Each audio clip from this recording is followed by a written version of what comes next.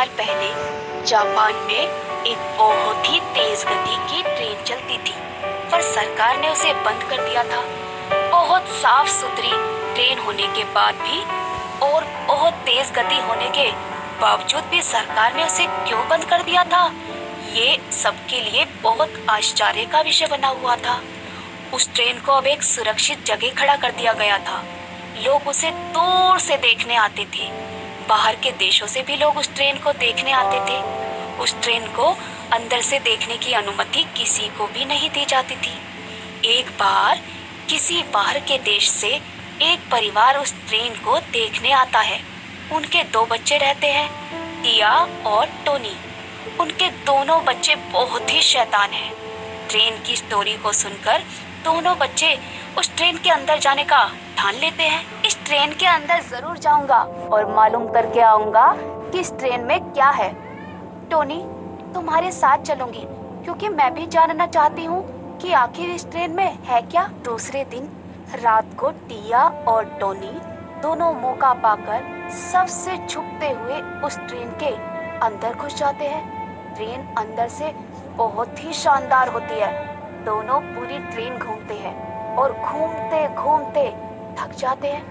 थककर वो दोनों एक सीट पर बैठ जाते हैं, लेकिन जैसे ही सीट पर बैठते हैं ट्रेन चलना स्टार्ट कर देती है। दोनों डर के कारण सीट को जोर से पकड़ लेते हैं। थोड़ी देर बाद ट्रेन उन्हें ऐसी जगहों पर ले जाती है जहां जाना कभी उनका सपना था। बहुत सुंदर पहाड़, नदियाँ, बाग, बगीचे, बहुत सुंदर सुंदर जगह पर उन्हें ले जाती है और इन जगहों को देखकर दोनों अपना डर भूलकर सुंदर जगहों पर देखने में खो जाते हैं। थोड़ी देर बाद उन्हें भूख लगती है और अचानक कहीं से उनके लिए पेट पर खाना भी आ जाता है। दोनों देखकर आश्चर्यचकित हो जाते हैं कि जो भी हम मांगते हैं वो तुरंत हाजिर कैसे हो जाता है। दोनों रात भर घूमते हैं और थककर वहीं ट्रेन में सो जाते हैं। सुबह टिया, टोनी, जल्दी उठो, हमें बाहर जाना है, जल्दी। दोनों घबरा कर उठते हैं और देखते हैं हम तो घर में हैं और समझ ही नहीं पाते कि कल हम ट्रेन में थे या घर में। ये क्या हो रहा है? हाँ टोनी, हम घर कैसे आ गए? हम तो रात को ट्रेन में थे ना। दोनों रात को फिर से ट्रेन में जाने का फैसला करते हैं। फिर उसी रात को सबसे छुपते छुपाते चुपचाप उस ट्रेन में पहुंच जाते हैं। इस बार जाकर सीधे सीट पर बैठ जाते हैं। जैसे ही सीट पर बैठते हैं ट्रेन फिर से चलने लगती है। टिया, ध्यान रखना, आज सोना नहीं है। हाँ टोनी, आज हम सोएंगे नहीं। ट्रेन उन्हें बहुत सुंदर सुंदर जगहों पर ले जाती है। फिर उन्हें रास्ते में भूख लगती है, लेकिन इस बार खाना अपने आप नहीं आता। इस बार ट्रेन का ड्राइवर खाना लेकर आता है। उसे देखकर दोनों डर जाते हैं। आप कौन हैं? मैं इस ट्रेन का ड्राइवर हूँ। अगर आप यहाँ हैं तो ये ट्रेन चल कैसे रही है? ये जादुई ट्रेन है।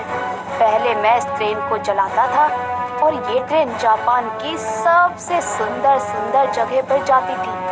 ये स्पेशल ट्रेन थी। एक दिन रेलवे वालों ने मुझे नौकरी से निकाल दिया, ये कहकर कि अब मेरी उम्र हो गई है।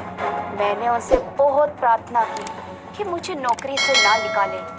नौकरी से निकालने के बाद मेरे घर की स्थिति बहुत खराब हो गई थी, जिसके कारण मैं बहुत बीमार होने लग गया और एक दिन बीमारी के कारण मेरी मौत हो गई। उसके बाद इस स्पेशल ट्रेन को सरकार ने साधारण यात्रियों के लिए चालू कर दिया, लेकिन अपनी मौत के बाद मैं इस ट्रेन को वहीं नहीं ले जाता जहां इस ट्रेन को मैं पहले ले जाया करता था। आप लोगों ने सरकार से शिकायत करनी शुरू कर दी है। ये ट्रेन तो किसी और ही रास्ते पर चली जाती है। सरकार ने बहुत प्रयास किए, लेकिन फिर भी कुछ उपाय न निकला और तंग आकर सरकार ने ये ट्रेन बंद कर दी। आपको ऐसा नहीं करना चाहिए था, ये बहुत गलत है। आपके कारण लोगों को कितनी असुविधा हुई। हाँ अंकल, ये बहुत गलत बात है। आपके कारण आज ये ट्रेन कोई प्रयोग नहीं करता। बच्चों के मुंह से ऐसी बातें सुनकर ड्राइवर को अपनी गलती का एहसास होता है और वो कहता है कि अब मैं इस ट्रेन को छोड़कर चला जाऊंगा। तुम लोग सुबह इस ट्रेन से बाहर जाकर सूचना दे देना कि ये ट्रेन अब सही रास्ते पर चला करेगी। इतना कहकर वो गायब हो जाता है।